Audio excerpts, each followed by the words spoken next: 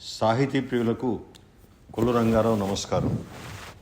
ఇంతవరకు నా వీడియోలకు సబ్స్క్రైబ్ చేసిన మిత్రులకు శుభాకాంక్షలు.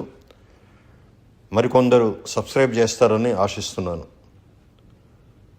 కుటుంబంలో నాన్న పాత్ర చాలా కీలకమైనది మరియు బాధ్యతాయుతమైనది. సాధారణంగా పిల్లల పెంపకంలో తల్లి ప్రధాన పాత్ర పోషిస్తుందని అంటారు. కానీ దానికి వెన్నుదన్నుగా నిలిచేది నాన్న మాత్రమే. ఒక తండ్రి తన పిల్లల ఎదుగుదలలో కేవలం ఆర్థికంగానే కాకుండా మానసికంగా మరియు సామాజిక అభివృద్ధిలో కూడా ముఖ్య పాత్ర పోషిస్తుంటారు.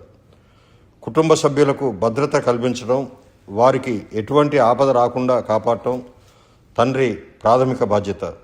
అంతేకాకుండా పిల్లల చదువుల విషయంలో, పిల్లల భవిష్యత్తు విషయంలో ఆలోచించి తగిన నిర్ణయం కూడా తల్లితో కలిసి తీసుకోవాల్సింది తండ్రి మాత్రమే.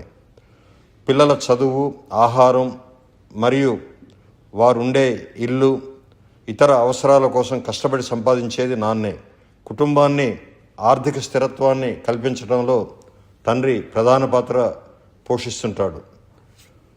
మంచిని 10 రూపాయలు ఇచ్చి కొనుక్కోమంటే చెడుని 100 రూపాయలు ఇచ్చైనా వదిలించుకోవాలని పెద్దలు చెప్తుంటారు. పిల్లలకు ఏది మంచి ఏది చెడు అని వివరిస్తూ వారిని సరైన మార్గంలో నడిపించడం, జీవితంలోని సవాళ్లను ఎలా ఎదుర్కోవాలో నేర్పించడం తండ్రి ప్రధాన బాధ్యత. అంతేకాదు పిల్లలకు చదువుతో పాటు ఇతర ముఖ్యమైన విషయాల పట్ల ఉన్న ఆసక్తిని గమనించి ఒక సంగీతంలో కానీ, సాహిత్యంలో కానీ, ఆటపాటల్లో వారిని తీర్చిదిద్దడంలో కూడా తండ్రి మార్గదర్శకత్వం ఎంతో ప్రధాన పాత్ర వహిస్తుంది. ఏది సాధించాలన్నా, ఏది నేర్చుకోవాలన్నా క్రమశిక్షణ వ్యక్తి జీవితంలో ప్రధాన పాత్ర పోషిస్తుంది. పిల్లల్లో క్రమశిక్షణ, విలువలు మరియు నైతికతను పెంపొందించడం కూడా వారికి సమాజంలో గౌరవప్రదమైన వ్యక్తులుగా ఎదగటానికి పునాది వేయడం కూడా తండ్రి చేతుల్లోనే ఉంటుంది. పిల్లల విజయాల్లోనే కాదు, వారు ఎప్పుడైనా ఆ మార్గంలో విఫలమైనప్పుడు వారిని వెన్నుతట్టి ప్రోత్సహించడం, వారికి తగిన ధైర్యం చేసి మరి రెండో ప్రయత్నంలో, మూడో ప్రయత్నంలోనైనా వారిని విజయ మార్గంలో నడిపించేందుకు తండ్రి సలహాలు ఎంతగానో ఉపయోగపడతాయి.